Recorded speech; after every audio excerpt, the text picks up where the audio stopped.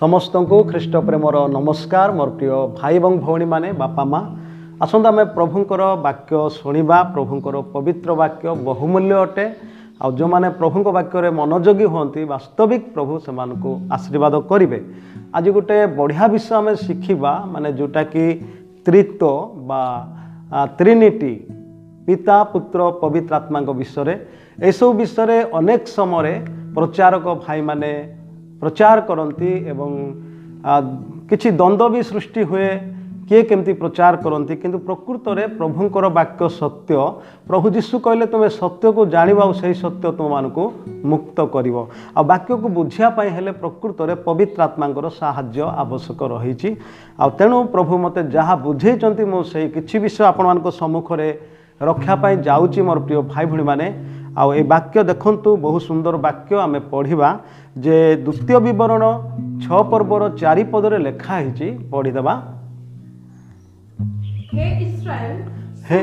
हे इस्राएल शुण सदाप्रभु आम्भमानक परमेश्वर एकमात्र सदाप्रभु अटंती। सदाप्रभु आम्भमानक परमेश्वर एकमात्र सदाप्रभु अटंती। Praise the Lord. प्रभुंकर गौरव हो जे व्यवस्था पुस्तक रे आमे देखुचु जे सदाप्रभु परमेश्वर एकमात्र अटंती किंतु प्रश्न आसे से किपरि त्रिएक परमेश्वर हो पारिबे। प्रभुंकर गौरव हो जदि आमे कलस्य पुस्तक 2 पर्वर 9 पद को जदि आमे देखिबा ताले आमे किछि विषय बुझी पारिबा। पढ़ी दियंतु। कारण ख्रीष्टଙ୍କ ठारे संपूर्ण ईश्वरत्व देहवंत होई वास करे। कारण ख्रीष्टଙ୍କ ठारे संपूर्ण ईश्वरत्व देहवंत होई वास करे। प्रभुंकर महिमा हो आ प्रभु जीशु ख्रीष्ट को ईश्वरंकर अद्वितीय पुत्र बोली कहा जाए एवं पवित्र आत्मा विषय में आम देखा एवं पिता परमेश्वर विषय में आमने स्पष्ट भाव में प्रभुंकर वाक्य को आमने सूक्ष्म भाव में बुझी नवा। मोर प्रिय भाई भणी माने जेतले प्रभु जीशु ख्रीष्ट जहन द्वारा जर्दन नदी में बाप्तिस्म नेबापी आसुचंती से जगार मध्य आमे पिता परमेश्वर को देखुचु पवित्र आत्मा को देखुचु आ पुत्र जीशु ख्रीष्ट को देखुचु। जदि आमे माथ्यू पुस्तक 3 पर्वर 16 और 17 पद को पढ़ा आपण सूक्ष्म भाव में देखंतु ए वाक्य जे ए जगार पिता परमेश्वर पवित्र आत्मा और प्रभु जीशु ख्रीष्ट अछंती। जीशु बाप्तिजित हेला क्षणी जळरू उठी आसिले आ देख आकाश उन्मुक्त हेला पुणी से ईश्वरक आत्मा को कपट करी अवतरण करी आपणा ऊपर को आसीबा देखिले। प्रभुंकर गौरव हो ए जगह रे जतले प्रभु जीशु ख्रीष्ट बाप्तिस्म नउचंती पवित्र आत्मा कपट सदृश्य से जीशु ख्रीष्ट ऊपर को आसीबा आमने देखुचु पवित्र आत्मा को। तापरे आ देख आकाशरो एही बाणी हिला ए आम्भर प्रिय पुत्र एहांको ठारे आम्भर परम संतोष। आउ देख आकाशरू ए बाणी हैला ए आम्भर प्रिय पुत्र एहांको ठारे आम्भर परम संतोष। प्रभुंकर गौरव हो पिता परमेश्वर प्रभु जीशु ख्रीष्ट विषय ए जगह साक्ष्य दौरान आ से पुत्र बोलिक कहते। जीशु ख्रीष्ट पिता परमेश्वर प्रिय पुत्र एकमात्र पुत्र अद्वितीय पुत्र तांको विषय से पृथ्वी आगे साक्ष्य दौरान ए आम्भर प्रिय पुत्र एहांको ठारे आम्भर परम संतोष। जदि जीशु को से पुत्र कहते ताहले से स्वयं पिता अटंती। मोर प्रिय भाई भणी माने तेणु ये कन्फ्यूज विषय किछि नाई। आ पवित्र आत्मा को मध्य आमने जीशु ख्रीष्टंकर बाप्तिस्म रे देखि पारुचु। तेणु पिता एवं पुत्र पवित्र आत्मा को आमने स्वीकार करू बा मानु। आ जेतले प्रभु जीशु ख्रीष्ट तांकर शिष्य मान को जेतले पठौचंती सेटा माथ्यू पुस्तक जदि 28 पर्वर 19 और 20 को आपण पढ़िबे से जगार मध्य से कहउचंती तुम्हें समग्र जगत को जाई समस्त जाति को पिता पुत्र पवित्र आत्मा को नाम रे बाप्तिस्म देई तुम्हें से मानको शिष्य करो ए कथा से कहउचंती। तेणु देखंतु मनुष्य को उद्धार करिया पाए मनुष्य को मुक्ति देबा पाए पाप क्षमा देबा पाए स्वर्गस्थ परमेश्वर को एही जगत को आत्मा रूप में भी से आसिले पुत्र रूप में भी आसिले आ से पिता परमेश्वर रूप में मध्य कार्य करुचंती। आ एमानक मध्यरे एते सुंदर सुसंपर्क आपण माने आश्चर्य हेबे। मोर प्रिय भाई भणी माने जेमती गोटे संपर्क जमती गोटे गछ जमती गोटे ବଞ୍ଚିବା ପାଇଁ ହେଲେ ତାକୁ ମାଟିର ସାହାଯ୍ୟ ଦରକାର, ପାଣିର ସାହାଯ୍ୟ ଦରକାର, ପବନର ସାହାଯ୍ୟ ଦରକାର, ଖରାର ଉତ୍ତାପ ଦରକାର, ନହେଲେ ସେ ଗଛଟି ମରିଯିବ। ଗୋଟେ ଗଛ ଯଦି ମାଟି ସହିତ କିମ୍ବା ପାଣି ସହିତ ସମ୍ପର୍କ ରଖିବ ନାହିଁ ତାହେଲେ ସେ ମରିଯିବ। ଈଶ୍ୱରଙ୍କର ସୃଷ୍ଟି ଭିତରେ ଗୋଟେ ଗଭୀର ରହସ୍ୟ ରହିଛି ଯେ ସମ୍ପର୍କକୁ ଛାଡ଼ିଦେଲେ ଆଉ এই ସୃଷ୍ଟିରେ କିଛି ନାହିଁ। ଆଉ ସେଥିପାଇଁ ଆଜି এই ଜଗତରେ ସମ୍ପର୍କ ନଷ୍ଟ କରିବା ପାଇଁ ଶୈତାନ ବହୁତ କିଛି ଚେଷ୍ଟା କରୁଛି। ତେଣୁ ପ୍ରଭୁ ଯୀଶୁ ଖ୍ରୀଷ୍ଟ ଯୋହନ ପୁସ୍ତକ 10 ପର୍ବର 10 ପଦରେ କହିଛନ୍ତି ଯେ ଚୋର କେବଳ ଚୋରି ଓ ବଧ ବିନାଶ କରିବା ପାଇଁ ଆସେ, କିନ୍ତୁ ମନୁଷ୍ୟ ପୁତ୍ର ଜୀବନ ଦେବା ପାଇଁ ଆସିଛନ୍ତି। ତାର ଟିକେ ଉପର ପଦରେ ଯଦି ଆପଣ ଦେଖିବେ ଯେ ପ୍ରଭୁ ଯୀଶୁ କହୁଛନ୍ତି ମୋ ପୂର୍ବରୁ ଯେଉଁମାନେ ଆସିଛନ୍ତି ସେମାନେ ଚୋର ଓ ଡକାୟତ। କାହିଁକି ଚୋର ଆଉ ଡକାୟତ ବୋଲି ସେ କହିଲେ? କାରଣ ଏ ପୃଥିବୀରେ ସେମାନେ ପିତା ପରମେଶ୍ୱରଙ୍କୁ ପ୍ରକାଶ କରିପାରିଲେ ନାହିଁ। ଯେତେ ଜଣ ବି ଆସିଲେ ସେମାନେ କେବଳ ନିଜର ଗୌରବ ଅନ୍ୱେଷଣ କଲେ ଆଉ ନିଜକୁ ହିଁ ସେବା କର ବୋଲି ସେମାନେ ମନୁଷ୍ୟମାନଙ୍କୁ କହିଲେ, କିନ୍ତୁ ଆମ ଉପରେ ଜଣେ ପିତା ପରମେଶ୍ୱର ଅଛନ୍ତି ଏଇ କଥା ସେମାନେ ମନୁଷ୍ୟମାନଙ୍କ ତାଙ୍କ ସୃଷ୍ଟି ଆଗରେ ସେମାନେ ପ୍ରକାଶ କଲେ ନାହିଁ। ସେଥିପାଇଁ ପ୍ରଭୁ ଯୀଶୁ କହୁଛନ୍ତି ମୋ ପୂର୍ବରୁ ଯେଉଁମାନେ ଆସିଛନ୍ତି ସେମାନେ ହେଉଛନ୍ତି ଚୋର ଆଉ ଡକାୟତ। ତେଣୁ ଯୋହନ 10:10 ବି ଲେଖା ହେଇଛି ଯେ ଚୋର ଚୋରି ବଧ ବିନାଶ କରିବା ନିମନ୍ତେ ଆସେ। ତେଣୁ ଶୟତାନ ସେ ହେଉଛି ଚୋର। ସେ କ'ଣ କରେ? ପ୍ରଭୁଙ୍କର ପବିତ୍ର ବାକ୍ୟକୁ ବିକୃତି କରେ, ବାକ୍ୟକୁ ଲୋପ କରେ, ବାକ୍ୟକୁ ଯୋଗ କରେ। ପ୍ରିୟ ଭାଇ ଭଉଣୀମାନେ, ଆଉ ମନୁଷ୍ୟକୁ ମଧ୍ୟ ଭ୍ରାନ୍ତ ଆତ୍ମା ଦିଏ, ଆଉ ଯାହାଫଳରେ ମନୁଷ୍ୟ ଈଶ୍ୱରଙ୍କ ବାକ୍ୟକୁ ମଧ୍ୟ ବିକୃତି ଭାବରେ ପ୍ରଚାର କରେ ବା ବାକ୍ୟକୁ ପଢ଼ିଲା ବେଳେ ମଧ୍ୟ ମାନେ ଠିକ୍ ଭାବରେ ଧ୍ୟାନ ଦିଏ ନାହିଁ। ତେଣୁ ଆମମାନଙ୍କୁ ଯେତେବେଳେ ପ୍ରଭୁଙ୍କର ପବିତ୍ର ବାକ୍ୟ ପଢ଼ିବାକୁ ହେବ ନିହାତି ପବିତ୍ର ଆତ୍ମାଙ୍କର ଆମମାନଙ୍କୁ ସାହାଯ୍ୟ ଦରକାର। ଯଦି ପବିତ୍ର ଆତ୍ମାଙ୍କ ଠାରେ ଆମେ ଅଛୁ ଆଉ ଠିକ୍ ଭାବରେ ଯଦି ଆମେ ତାଙ୍କ ପବିତ୍ର ବାକ୍ୟକୁ ପଢ଼ୁଛୁ ବୁଝୁଛୁ, ପବିତ୍ର ଆତ୍ମା ସାହାଯ୍ୟକାରୀ ସେ ନିତାନ୍ତ ତାଙ୍କର ପବିତ୍ର ବାକ୍ୟକୁ ଆମମାନଙ୍କୁ ବୁଝେଇ ଦେବେ। ଯଦି ଆଦି ପୁସ୍ତକ ଆପଣ ଦେଖିବେ 1 ପର୍ବର 26 ପଦରେ ଯେତେବେଳେ ସେ ମନୁଷ୍ୟକୁ ସୃଷ୍ଟି କରିବା ପାଇଁ ଆରମ୍ଭ କରୁଛନ୍ତି ସେଇ ଜାଗାରେ ମଧ୍ୟ ମୋର ପ୍ରିୟ ଭାଇ ଭଉଣୀମାନେ ଗୋଟେ ବହୁ ଶବ୍ଦ ଲେଖା ହେଇଛି। ଅନନ୍ତର ପରମେଶ୍ୱର କହିଲେ ଆସ ଆମ୍ଭେମାନେ ମନୁଷ୍ୟକୁ ସୃଷ୍ଟି କରୁ, ପ୍ରଭୁଙ୍କର ଗୌରବ ହଉ। ଆଉ ସେଇ ଜାଗାରେ ମଧ୍ୟ ଅନନ୍ତର ପରମେଶ୍ୱର ପିତା ପରମେଶ୍ୱରଙ୍କୁ ବୁଝାଏ ଏବଂ ପବିତ୍ର ଆତ୍ମା ମଧ୍ୟ ସେ ଜାଗାରେ ଅଛନ୍ତି ଏବଂ ପୁତ୍ର ପରମେଶ୍ୱର ମଧ୍ୟ ସେ ଜାଗାରେ ଉପସ୍ଥିତ ଅଛନ୍ତି। ଆପଣ ଯଦି ଦାନିଏଲ ପୁସ୍ତକ 3 ପର୍ବରେ ଦେଖିବେ 25-26 ପଦରେ ଯେତେବେଳେ ସଦ୍ରକ ମେଷକ ଅବେଦନକୁ ଗୋଟେ ଅଗ୍ନି ହ୍ରଦରେ ପକାଯାଉଛି ଆଉ ସେମାନେ ପ୍ରଭୁଙ୍କୁ ବିଶ୍ୱାସ କରୁଛନ୍ତି, ଆଉ ସେ ସମୟରେ ରାଜା ଯେତେବେଳେ ଦେଖୁଛନ୍ତି ରାଜାଙ୍କର ଆତ୍ମିକ ଚକ୍ଷୁ ପରମେଶ୍ୱର ଖୋଲି ଦେଇଛନ୍ତି ଆଉ ସେ ଗୋଟେ ବିଷୟ ଦେଖୁଛନ୍ତି ଯେ ଆମେ 3 ଜଣ ବ୍ୟକ୍ତିଙ୍କୁ ଏଇ ଜାଗାରେ ପକେଇଲୁ କିନ୍ତୁ ଏଇ ଜାଗାରେ 4 ଜଣଙ୍କୁ ଆମେ ଦେଖୁଛୁ ଆଉ ଚତୁର୍ଥ ବ୍ୟକ୍ତି ଯିଏ ସେ ଈଶ୍ୱରଙ୍କର ପୁତ୍ର ସଦୃଶ ବୋଲି ଲେଖା ହେଇଛି। ୟା ଅର୍ଥ ପ୍ରଭୁ ଯୀଶୁ ଖ୍ରୀଷ୍ଟ ରକ୍ତ ମାଂସ ଶରୀର ଧରି ପୃଥିବୀକୁ ଆସିବା ପୂର୍ବରୁ ସେ ଗୌରବମୟ ରୂପରେ ମଧ୍ୟ ଏ ଜଗତରେ ଥିଲେ, ଆସୁଥିଲେ ଆଉ କାର୍ଯ୍ୟ କରୁଥିଲେ। ଆଉ এই ଜଗତ ମଧ୍ୟ ଯେତେବେଳେ ଆମେ ଦେଖୁଛୁ ଯେ ଯୋହନ ପୁସ୍ତକ 1 ପର୍ବକୁ ଯେତେବେଳେ ଆମେ ଲକ୍ଷ୍ୟ କରୁ ଯେ ଯୀଶୁଙ୍କ ଦ୍ୱାରା ପରମେଶ୍ୱର କ'ଣ କଲେ? এই ସୁନ୍ଦର ପୃଥିବୀକୁ ସୃଷ୍ଟି କଲେ। ପ୍ରଭୁ ଗୌରବ ପାଆନ୍ତୁ। ସେଥିପାଇଁ ପିତା ପୁତ୍ର ପବିତ୍ର ଆତ୍ମା ଏ ପୃଥିବୀ ଆରମ୍ଭରୁ ଅଛନ୍ତି, ଅନାଦି କାଳରୁ ଅନନ୍ତ କାଳ ପର୍ଯ୍ୟନ୍ତ ସେ ରହିବେ।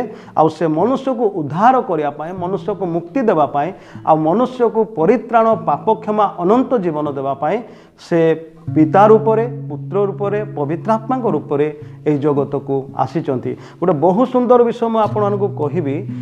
ଯେତେବେଳେ ଯୀଶୁ ବାପ୍ତିସ୍ମ ନେଲେ ପିତା ପରମେଶ୍ୱର ନିଜ ବିଷୟରେ କିଛି କହୁନାହାନ୍ତି, ସେ ଯୀଶୁଙ୍କ ବିଷୟରେ ସାକ୍ଷ୍ୟ ଦେଉଛନ୍ତି ଇଏ ଆମ୍ଭର ପ୍ରିୟ ପୁତ୍ର, ଏହାଙ୍କଠାରେ ପରମ ସନ୍ତୋଷ।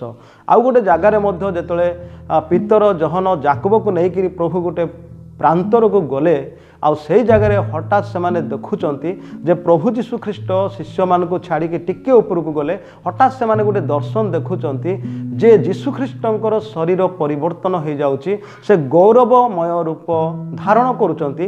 ଆଉ ହଠାତ୍ ପିତର ଦେଖୁଛନ୍ତି, ଶିଷ୍ୟମାନେ ଦେଖୁଛନ୍ତି ସ୍ୱର୍ଗରୁ ମଶା ଏବଂ ଏଲିୟ ଓହ୍ଲେଇ ଆସୁଛନ୍ତି ଆଉ ସେମାନେ ଯୀଶୁଙ୍କ ସହିତ କଥାବାର୍ତ୍ତା କରୁଛନ୍ତି। ଆଉ ସେହି ସମୟରେ ମଧ୍ୟ ପିତର ଆଗ ହେଇକରି ଗୋଟେ କଥା କହୁଛନ୍ତି, प्रभु ये जगह सबुठ बहुत सुंदर जगह तेणु यही जगार 3टी कोठरी आम निर्माण करवा गोटे हूँ मशांग गोटे हूँ एलियों आ गोटे हूँ जीशुंक आते पितरों मनरे ए प्रकार भावना आसला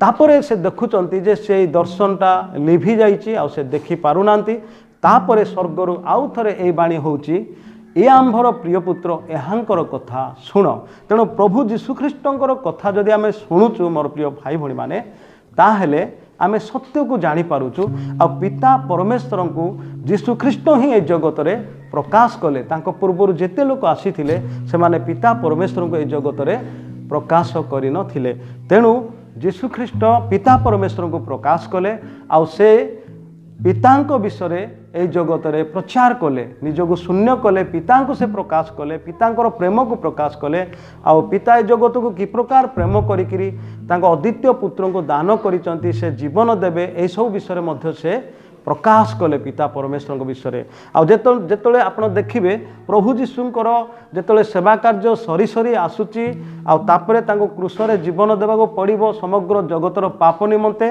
तापरे प्रभु जीशु कहउचंती मु गले पिता को अनुरोध करी आ से साहाय्यकारी पवित्र आत्मा को देबे आ से तुम मान को समस्त सत्य जणे प्रभुंकर पवित्र नाम धन्यवाद हो मोर प्रिय भाई भणी माने जेतले आमे जहन पुस्तक को देखिबा 14 पर्व रे मध्य जेतले प्रभु जीशु ख्रीष्ट ए पृथ्वी को छाड़ी की जीवा पाई तांकर सेवा कार्य शेष हे आसुची से समय से पवित्र आत्मा विषय कहउचंती जहन 14 पर्वर 17 पद जदि पढ़िबा से जगह लिखा है अर्थात से सत्यमय आत्मा को देवे जगत ताहाको ग्रहण करि पारे नाही कारण जगत ताहाको देखि नाही किंबा जानी नाही तुम्हे माने ताहाको जानो कारण से तुममानको संगरे थांती पुणी से तुममानको अंतररे रखिबे प्रेज द लॉर्ड ए जगह रे प्रभु जीशु ख्रीष्ट पवित्र आत्मा विषय प्रचार करूचंती कहउचंती 26 पद को पढ़ी देबा आ टिके हम स्पष्ट हो जिबा किंतु से सहाय्यकारी अर्थात जो पवित्र आत्मा को पिता मो नाम रे प्रेरण करिवे से तुममानको समस्त विषय शिक्षा देबे आ मु तुममानको जहा जहा कहि अछि सेही सब तुममानको स्मरण कराइबे प्रभुंकर गौरव हो मोर प्रिय भाई भणी माने जेतले प्रभु जीशु ख्रीष्ट जेतले तांकर सेवा कार्य परिसमाप्ति हेउची आ प्रभु कौन करुचंदी पवित्र आत्मा को से जगत आगरे प्रकाश करुचंदी गोटे बहुत सुंदर रहस्य पिता पुत्र पवित्र आत्मा को संपर्क ए संपर्क जदि जने ठीक भाव में जानिबो सत्य कहूची जे आपण जदि पिता पुत्र पवित्र आत्मा को संपर्क को जदि ठीक भाव में जानिबे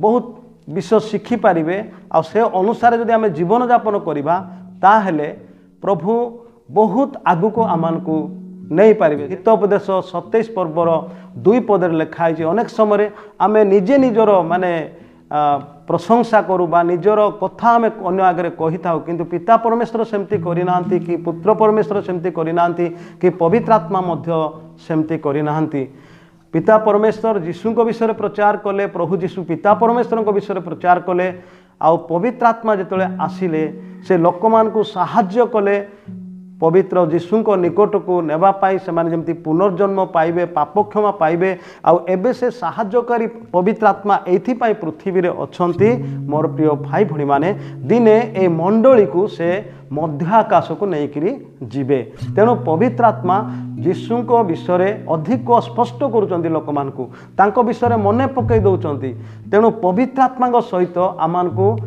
बहुत संपर्क भितर आ जोगाजोग भाव में रहिबा को पड़िबो प्रभुंकर गौरव हो मोर प्रिय भाई भणी माने तेणु पिता पुत्र पवित्र आत्मा संपर्क यह का प्रगाढ़ संपर्क आउ जो माने पिता परमेश्वर ठारू जीशु को अलगा करती बा पवित्र आत्मा को अलगा करती मु सत्य कहूँ आपण मानकु से माने भूल करुचंती आउ ता केबे भी ठीक नुहे तेणु आउ किछि वाक्य मु आपण मानकु कहिला परे शेष करिबी आपण देखो यीशुख्रीष्ट जगत रे जन्मग्रहण करुचंती आपण जदि लुक पुस्तक 1:35 पद पढ़िबे दूत तांको कौन कहउचंती ताहा लेखा सेठारे मध्य पिता परमेश्वर पवित्र आत्मा कर कार्य रहिछि दूत तांको उत्तर देले ଦୂତ ତାହାଙ୍କୁ ଉତ୍ତର ଦେଲେ, ପବିତ୍ର ଆତ୍ମା ତୁମ୍ଭ ଉପରେ ଅବତରଣ ପବିତ୍ର ଆତ୍ମା ତୁମ୍ଭ ଉପରେ ଅବତୀର୍ଣ୍ଣ କରିବେ ଓ ପରାତ୍ପରଙ୍କ ଶକ୍ତି ତୁମକୁ ଆବରିବ। ହଁ ଏଣୁ ଯେ ଜାତ ହେବେ ସେ ପବିତ୍ର ଓ ଈଶ୍ୱରଙ୍କ ପୁତ୍ର ବୋଲି ଖ୍ୟାତ ହେବେ। ହାଲେଲୁୟା।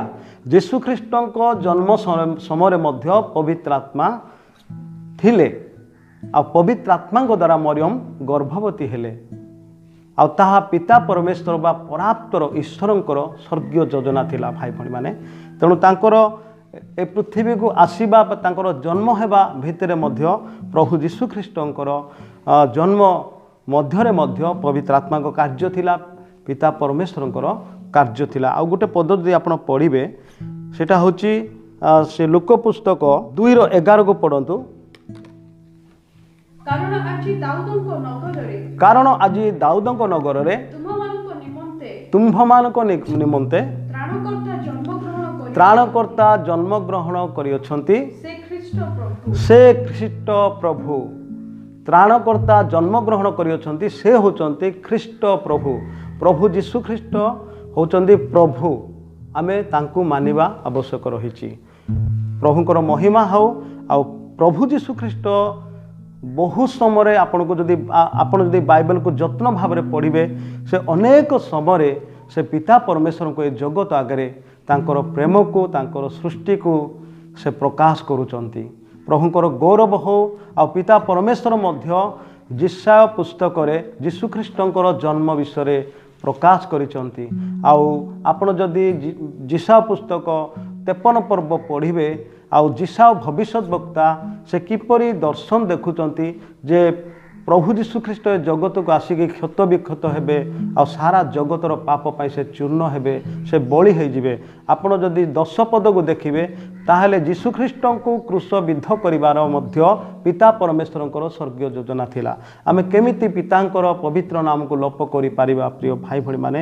ଦିନେ ସେଇ ପିତା ପରମେଶ୍ୱରଙ୍କୁ ମୋଜେସ୍ ବା ମଶା ଟିକେ କହିଲେ, ପ୍ରଭୁ ମୁଁ ଟିକେ ଆପଣଙ୍କୁ ଦେଖିବି, କିନ୍ତୁ ପିତା ପରମେଶ୍ୱର କହିଲେ ମନୁଷ୍ୟ ଆମକୁ ଦେଖିଲେ ବଞ୍ଚିବ ନାହିଁ। ତଥାପି ଈଶ୍ୱରଙ୍କ ଦୟା ହେତୁ ପଛ ପାଖରୁ ଗୋଟେ ଛିଦ୍ର ଦ୍ୱାରା ମଶା ତାଙ୍କୁ ଦର୍ଶନ କଲେ। ତାଙ୍କର ଗୌରବ ହେଉ ପ୍ରିୟ ଭାଇ ଭଉଣୀମାନେ। ତେଣୁ ପିତା ପୁତ୍ର ପବିତ୍ର ଆତ୍ମା ତ୍ରିଏକ ପରମେଶ୍ୱର, ତାହାକୁ ଇଂଲିଶରେ ଟ୍ରିନିଟି ବୋଲି କୁହାଯାଏ। ଆମକୁ ଏ ସମ୍ପୂର୍ଣ୍ଣ ସୁସମାଚାରକୁ ନମ୍ର ଭାବରେ ମାନିବାକୁ ହେବ, ଗ୍ରହଣ କରିବାକୁ ହେବ। ତାହେଲେ ପ୍ରଭୁ ମହିମାନିତ ହେବେ ଆଉ ତାଙ୍କର ସେ ସ୍ୱର୍ଗୀୟ ସମ୍ପର୍କ ପରି ଆମର ପାରିବାରିକ ସମ୍ପର୍କ, ମାଣ୍ଡଳିକ ସମ୍ପର୍କ, ଭାତୃବୃନ୍ଦମାନଙ୍କ ସହିତ ସମ୍ପର୍କ ବା ପଡ଼ୋଶୀ ସହିତ ସମ୍ପର୍କ ତାଙ୍କଠାରୁ ଆମେ ଶିଖିକିରି ତାଙ୍କର ଅନୁଗାମୀ ହେଇକିରି ଆମେ ତାଙ୍କ ପଥରେ ଚାଲିଲେ ପ୍ରଭୁ ଆମ ଉପରେ ଆଶୀର୍ବାଦ କରିବେ। ପ୍ରଭୁ ଅଳ୍ପ ଶିକ୍ଷାରେ ଆମ ସମସ୍ତଙ୍କୁ ଆଶୀର୍ବାଦ କରନ୍ତୁ। ଆମେନ୍। ପ୍ରେଜ୍ ଦ ଲର୍ଡ।